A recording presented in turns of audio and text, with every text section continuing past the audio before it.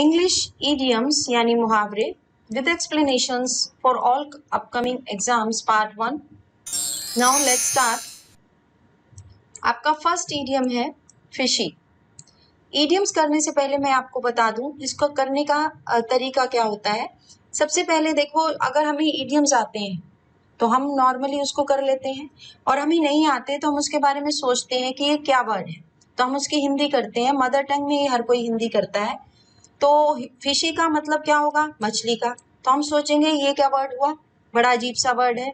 तो जो हमारा सेकंड थॉट हमारे दिमाग में आता है वही उसका ओरिजिनल मीनिंग होता है. ये आप इडियम्स करने के लिए जब भी जाएं कहीं भी किसी भी एग्जाम के लिए, तो आपने जो अपना थॉट है वो पिक करना है. अगर उस थॉट को आप कैच कर लेते हैं तो आपका इडियम्स कभी गलत नहीं होगा. तो हमने सोचा ना क्या अजीब सा वर्ड है, तो वही इसका मीनिंग है, स्ट्रेंज एंड सस्पिशियस यानी अजीब. To have a feeling that someone is being dishonest.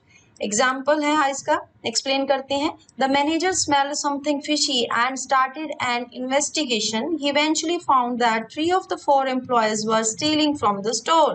यानी उसे कुछ गड़बड़ का एहसास हुआ, फील आया कि कुछ रॉन्ग है, तो उसे हम क्या कहेंगे? फिशी.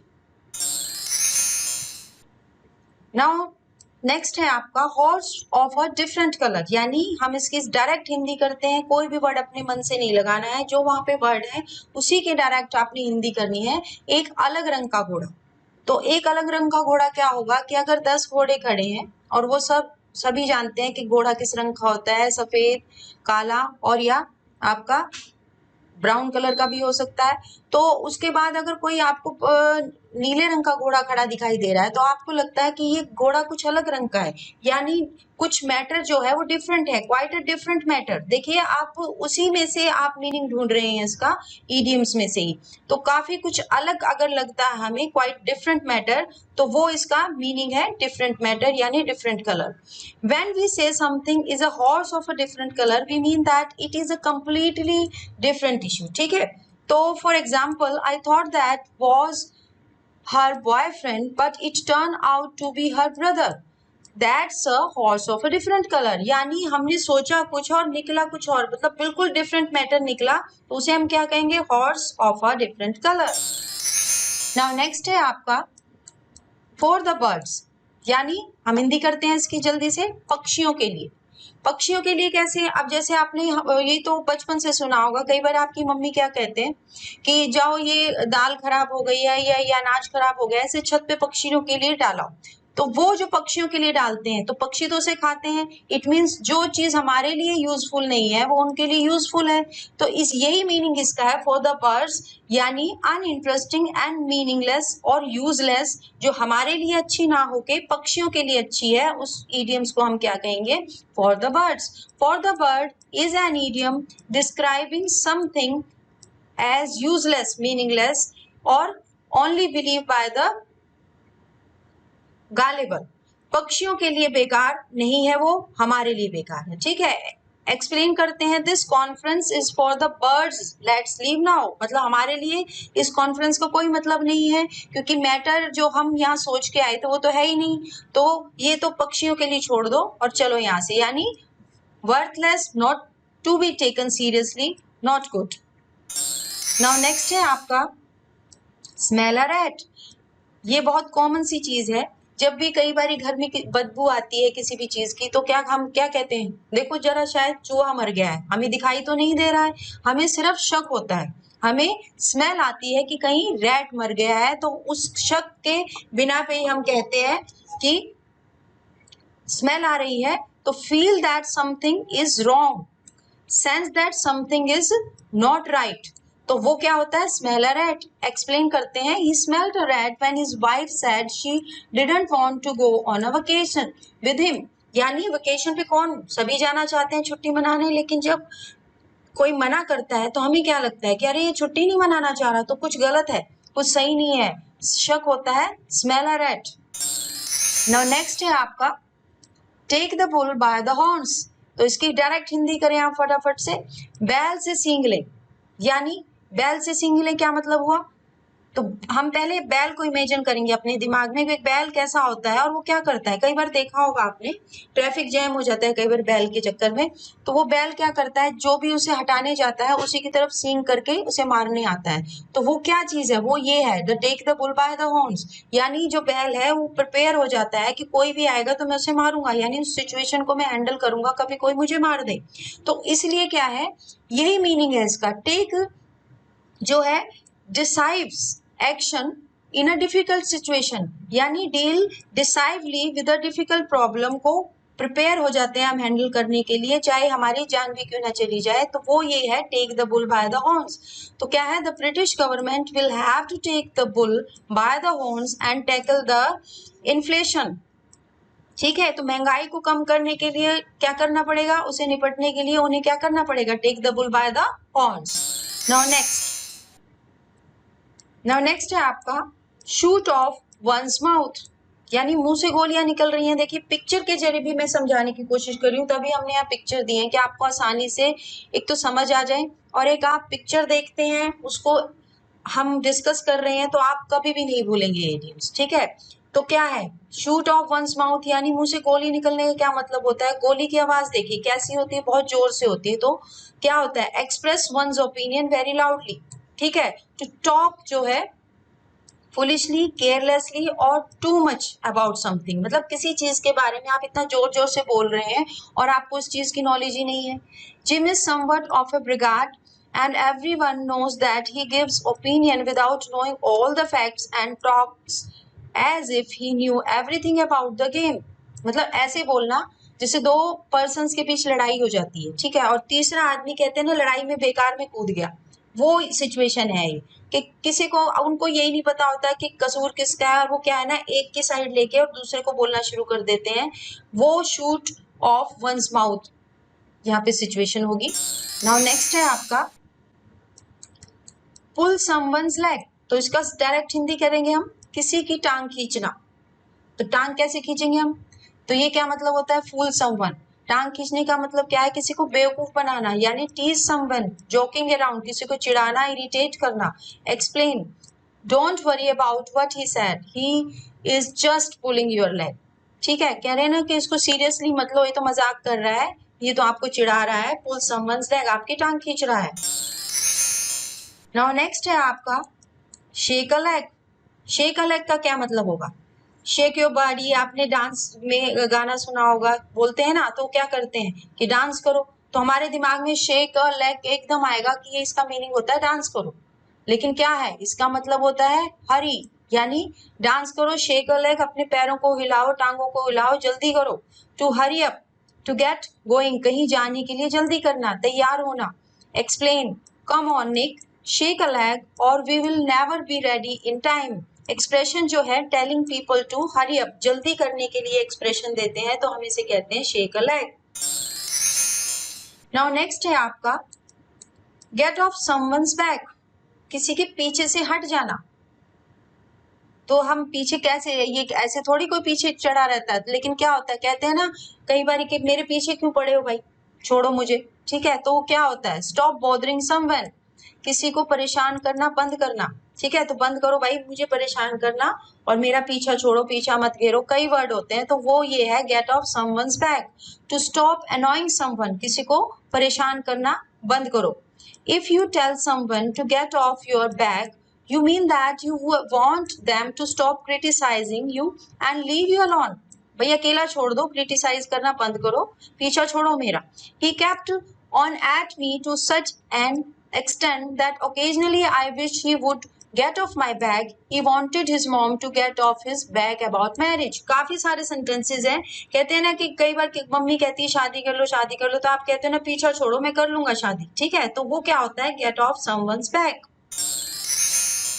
नाउ नेक्स्ट है आपका स्टिक आउट वंस नेक, यानी किसी की आप गर्दन पे पकड़ के खड़े हैं या लटके हुए हैं और नीचे आपके मगरमच्छ दिखाई दे रहे हैं। देखिए यहाँ तो सिचुएशन कैसी है, अगर आप नीचे गिरते हैं तो ये मगरमच्छ खा जाएंगे, तो क्या होता है, टेक अ रिस्क, अगर हम इसकी गर्दन छोड़ते हैं तो मगरमच्छ खा जाते हैं, और नहीं छोड़ते हैं तो हम कब तक लटके रहेंगे। ठीक है, तो ये क्या है, हमें रिस्क लेने के लिए जो कोशिश करनी पड़ेगी, उसे हम क्या कहेंगे, स्टिक आउट वंस नेक, ठीक है।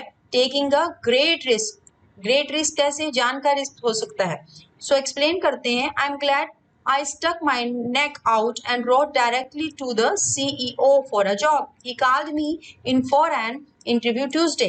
मतलब क्या, मैंने रिस्क लिया और डायरेक्टली सीईओ से ही बात कर ली नौकरी के लिए। तो वो क्या है, मना भी कर सकता था, लेकिन क्या हुआ, उसने मुझे बुला लिया।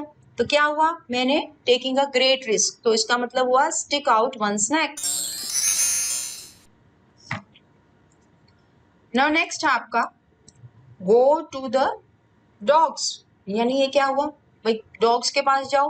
तो ये क्या है, सिचुएशन आपकी बहुत वर्स हो गई है, बेकार हो गई है, तो बिकम रन डाउन, तो क्या है, आप डॉग्स के पास जाओ, ठीक है। तो बहुत गंदी सिचुएशन हो गई है।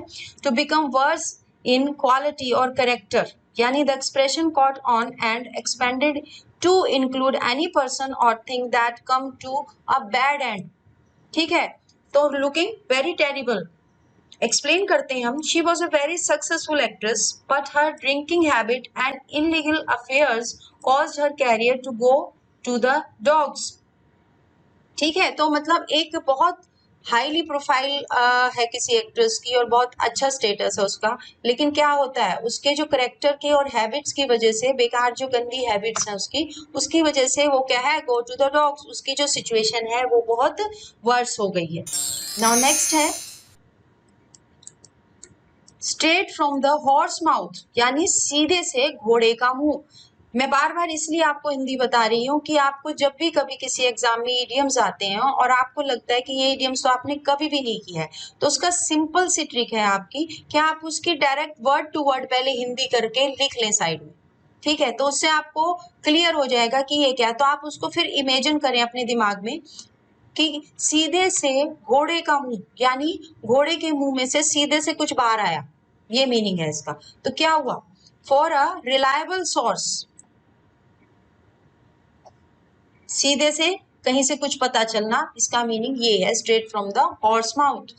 The phrase to hear something straight from the horse mouth means that you heard the information from someone who has personal knowledge on the spoken matter, यानी आप जो है किसी के बारे में आपने जो सुना है, आप डायरेक्ट उसी से जाके पूछ लेते हैं कि भाई ऐसा हुआ है क्या, ऐसी बात है।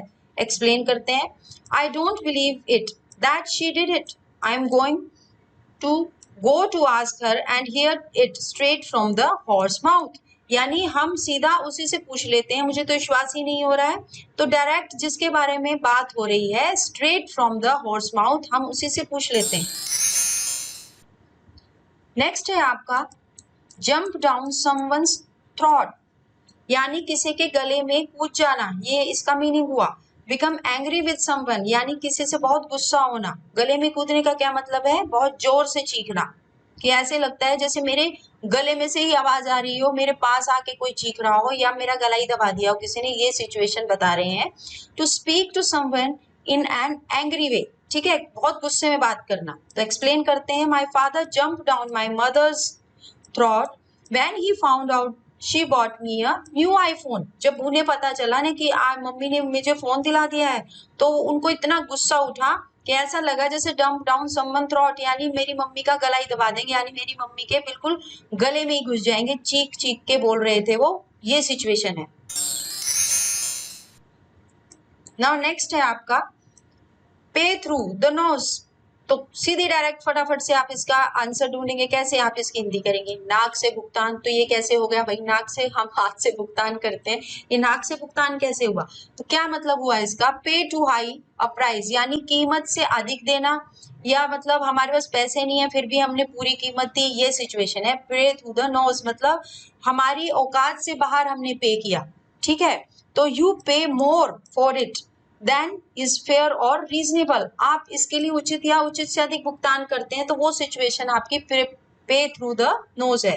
एक्सप्लेन करते हैं, to get a ticket the opera he had to pay through the nose, मतलब एक ओपेरा की टिकट लेने के लिए उसने पे किया, क्या, पे थ्रू द नोज, मतलब उसने अपनी औकात से ज्यादा पे किया, लेकिन उसे इंटरेस्ट था, उसे ओपेरा देखना था, इसलिए उसने पे किया। नाउ नेक्स्ट है आपका टंग इन चिक, ठीक है। तो ये आपकी सिचुएशन है, तो नॉट सीरियस, ठीक है। Say something jokingly but appearing to be serious, मतलब कुछ हम मजाक में कह रहे हैं, सीरियस नहीं है, किसी को चिढ़ा रहे हैं सिर्फ, ठीक है। His comments were intended to be tongue in cheek but his friends took it seriously and that started a huge argument, मतलब हमने तो ऐसे ही कहा था किसी को, लेकिन उसने तो सीरियस ले लिया और हमारा आर्ग्यूमेंट हो गया।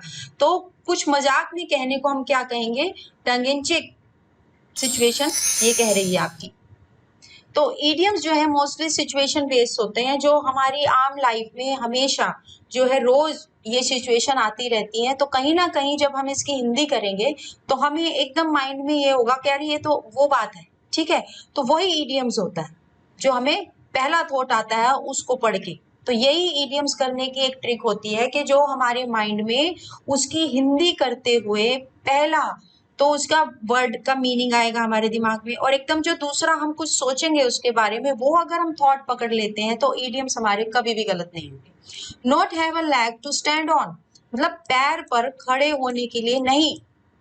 तो कैसे आप, सभी को पता है कि हम पैरों पे खड़े होते हैं, ठीक है, लेकिन अगर हम पैरों पे नहीं खड़े होंगे तो क्या होगा, हम गिर जाएंगे। तो यही सिचुएशन है, not have a leg to stand, उसके पास पैर ही नहीं थे जमीन पे खड़े होने के लिए, क्योंकि to have no good defence for one's opinion और एक्शन, मतलब क्या है, उसको बचाव के लिए उसके पास कुछ नहीं था। कहते हैं ना मेरे पैरों के नीचे से जमीन सरक गई, यानी हमारा जो बेस था वही नहीं रहा और मैं गिर गया, यानी पैर पर खड़े होने के लिए मेरे पास जमीन ही नहीं बची। तो क्या होता है इसका exact meaning, to have no support, कुछ सहारा नहीं था मेरे पास खड़ा होने का। मतलब हम गिर थोड़ी जाते हैं, हम सिर्फ उस सिचुएशन को बता रहे हैं कि मेरी वो सिचुएशन हो गई। Not have a leg to stand on, ऐसे लगा मेरे पैरों तले जमीन खिसक गई, ये मीनिंग है इसका। I have not got a leg to stand on, I had no witness, मतलब किसी को अगर ये पता है कि किसी की गवाही देने से मेरी फांसी बच जाएगी और मैं सोच के बैठा हूं कि वो आके गवाही देगा और मैं तो बच जाऊंगा, लेकिन अचानक क्या पता चलता है जब विटनेस करने का टाइम आता है तो वो क्या होता है, कहते हैं ना कि गवाह तो हाजिर ही नहीं हुआ और आपको फांसी हो गई। तो वो सिचुएशन है कि एकदम आपके पैरों तले जमीन खिसक जाती है, ऐसा लगता है आपके पैर ही नहीं है। No, not have a leg to stand on. Now next है आपका sell someone down the river, यानी नदी के नीचे किसी को बेचो। बहुत अजीब सा वर्ड है, लेकिन आपको डायरेक्ट ऐसे ही करना है। आपने ये नहीं सोचना है कि ये क्या बन गई इसकी हिंदी, ये तो गलत है, नहीं, आपने वर्ड टू वर्ड हिंदी करनी है, तभी आप इसका एग्जैक्ट मीनिंग कर पाओगे। तो ये क्या है, बिट्रे समवन, यानी किसी को धोखा देना। अब देखिए, अब इस इमेज को देख के क्या लगता है आपको, आप नाव में बैठे होंगे सभी कभी ना कभी। तो जब नाव चलती है हमें नहीं पता पानी के नीचे क्या है, नहीं पता होता ना, लेकिन हम उस नाव में बैठ जाते हैं। अब हो सकता है उसके नीचे आपका खड्डा हो और आपकी आप नाव डूब जाए, लेकिन आप बैठने के बाद ही पता चलेगा आपको। तो क्या है, एक विश्वास करके हम नाव में बैठ जाते हैं कि हम तो पानी से पार निकल जाएंगे, इस नदी को पार कर लेंगे। लेकिन अगर कोई धोखा दे दे, यानी नाव वाला अगर गलत नाव में बिठा देता आपको पैसों के लिए और उस नाव में छेद है तो आप डूब जाएंगे। तो ये सिचुएशन है, sell someone down the river. If someone sells you down the river, they betray you for some personal profit or advantage. ठीक है, अपने फायदे के लिए किसी को धोखा देना। He has been sold down the river by the people who were supposed to protect him. It had a devastating effect on his health. ठीक है, तो मतलब क्या होता है, कई बार इतना रिस्क हो जाता है कि हमारी जो हेल्थ पे बहुत ही विनाशकारी प्रभाव पड़ता है उस सिचुएशन का, कोई जब हमें धोखा देता है, जब हम बहुत 100% उस पर विश्वास करते हैं, ठीक है, कि हमें प्रोटेक्ट करेगा और एकदम साथ छोड़ दे, कोई धोखा दे दे, तो वो सिचुएशन है आपकी sell someone down the river. Now next है आपका drive someone up a wall. अब देखिए, एक दीवार पर किसी को ड्राइव करें, ये इसका हिंदी में मीनिंग आया। तो ये पिक्चर बनी हमारे दिमाग में। तो क्या हुआ, किसी को बहुत परेशान करना, क्योंकि हम दीवार पे थोड़ी चलते हैं, लेकिन सिचुएशन ऐसी आ गई कि मन ये करता है ना कि भाई आप भाग लो यहाँ से। तो annoy someone greatly, मतलब किसी को बहुत चिढ़ाना, to make someone irritated, angry और crazy। ठीक है, तो एक्सप्लेन करते हैं। The loud music played by my neighbours is driving me up the wall, मतलब इतनी जोर से म्यूजिक चल रहा था, मेरा मन किया कि मैं दीवार पे चढ़ जाऊं, मतलब उस जगह को छोड़कर भाग जाऊं। ये सिचुएशन होती है drive someone up a wall. Now next है आपका स्ट्रिंग समवन अलोंग, मतलब किसी को साथ रखना, कि किसी को लालच देना कि मैं आपके लिए ये कर दूंगा, आप मेरे साथ रहो। मतलब जैसे इसमें दिखाया गया है कि आपको हार मिलेगा, लेकिन एक्चुअल में क्या होता है, वो हार कभी नहीं मिलता आपको। ये मतलब जो पर्सन है वो किसे आपको बेवकूफ बना रहा है, ये दिखाया गया है इस पिक्चर में। तो आपकी पिक्चर कैसे बन रही है, जब आप इसकी हिंदी करते हैं तो आपके दिमाग में कोई इमेज बनती है, ये समझाना चाह रही हूँ मैं बार बार। तो वही उस इडियम्स का मीनिंग होता है, जो आपके दिमाग में इमेज बनती है, बस आपने उसे ही पकड़ना है। तो लीड समवन ऑन डिसऑनेस्टली, मतलब किसी के साथ रहना और वही इंसान आपको धोखा दे दे, तो वो सिचुएशन आपकी string someone along. Keep someone waiting और in a state of uncertainly, also fool और डिसाइड समवन। ठीक है, तो एक्सप्लेन करते हैं। We were stringing them along hoping that we did get a better offer, or she was in tears when she found out that he did just been stringing her along।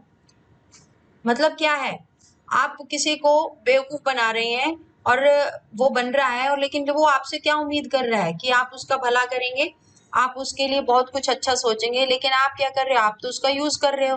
तो जो किसी का use करता है, वो जो situation है string someone along, ये वो इडियम्स है। नाउ नेक्स्ट है आपका leave someone high and dry, मतलब किसी को उच्च छोड़ दो और सूखा, ये मीनिंग हुआ इसका। तो क्या इमेज बनी आपको कि एक तो ऊंचाई का मीनिंग बना आपका, ठीक है, ऊंचा पेड़ हो गया या पत्थर, जो भी आपकी इमेज बनती है। फिर उसके बाद कहाँ उसे छोड़ दिया, कहाँ सूखे में छोड़ दिया, ये इमेज बनी आपकी। तो अबेंडन समवन यानी किसी को छोड़ देना। तो to leave someone in a difficult situation without any help, मतलब किसी को ऐसी सिचुएशन में छोड़ देना जब उसे आपकी हेल्प की जरूरत हो। You really left me high and dry when you forget to pick me up last night. I had no way or calling or getting home।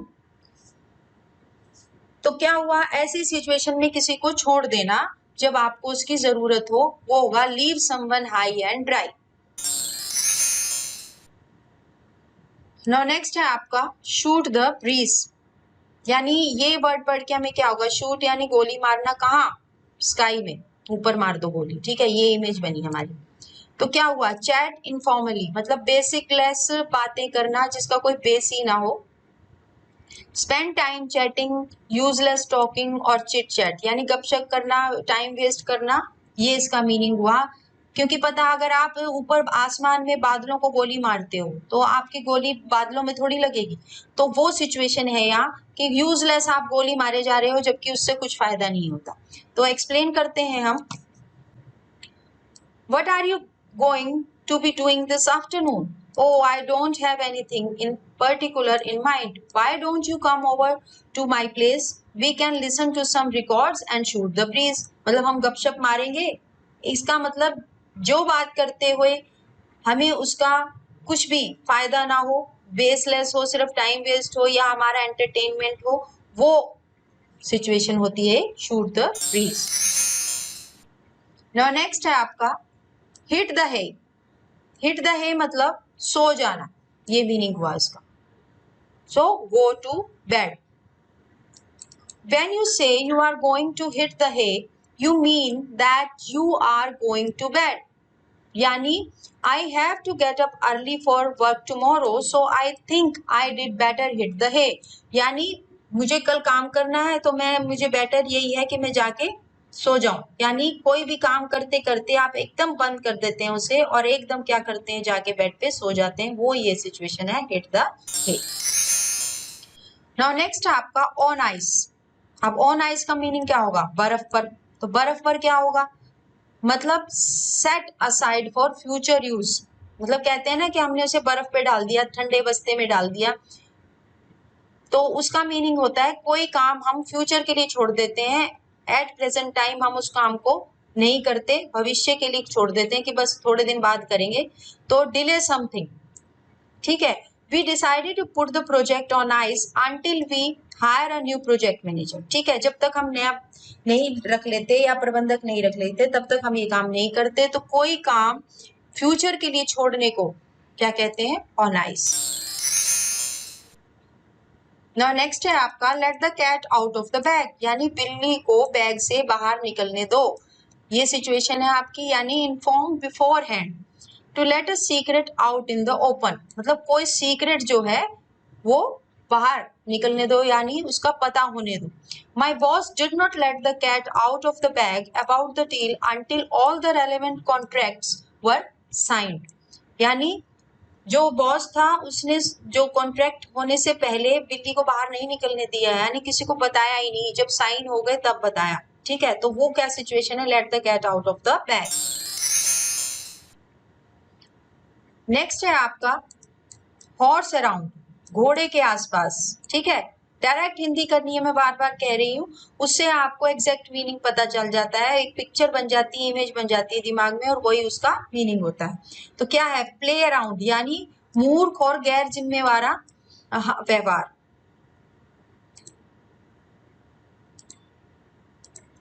Now next है आपका हॉर्स अराउंड, यानी घोड़े के आसपास। तो ये इमेज बनती है हमारे दिमाग में। मैं बार बार इसलिए कह रही हूँ कि आपको जो हिंदी करने के बाद एग्जैक्ट एकदम इमेज बनती है जो दिमाग में, वही उसका मीनिंग होता है, यानी प्ले अराउंड, मूर्ख और गैर जिम्मेदाराना व्यवहार। ठीक है, to behave in a silly and noisy way, ये इसका मीनिंग है हॉर्स अराउंड।